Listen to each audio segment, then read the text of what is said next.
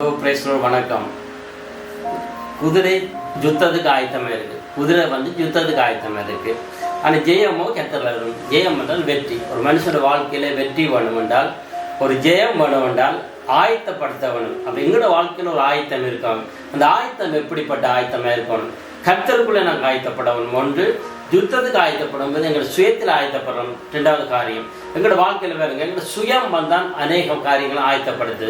அப்போ நாங்கள் யுத்தத்துக்கு ஆயத்தம் பண்ணப்படும். எங்களோட வாழ்க்கையில் வேறு ஒவ்வொரு யுத்தத்துக்கும் நாங்கள் ஜெயம் கொள்ள வேணும்னா, வெற்றி பெற வேணும்னா ஆண்டவர் இயேசு கிறிஸ்துவர் தான் வெற்றி தர முடியும். இந்த வேதம் அப்படித்தான் சொல்லுது.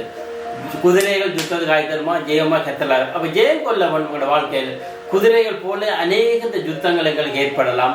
அநேக காரியங்கள் எங்களை சூழ்ந்து கொள்ளலாம். அநேக இக்கட்டுகள் எங்களை நெருக்கி கொண்டிருக்கலாம்.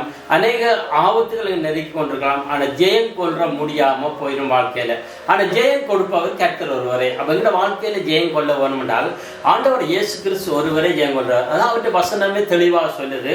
குதிரைகள் யுத்தத்துக்கு ஆயத்தப்படுத்தி இருக்கும். ஆனால் ஜெயமா கர்த்தர். அப்போ ஜெயம் தர்றவர் தேவன், எங்களை வெற்றியை தர்றவர் தேவன்.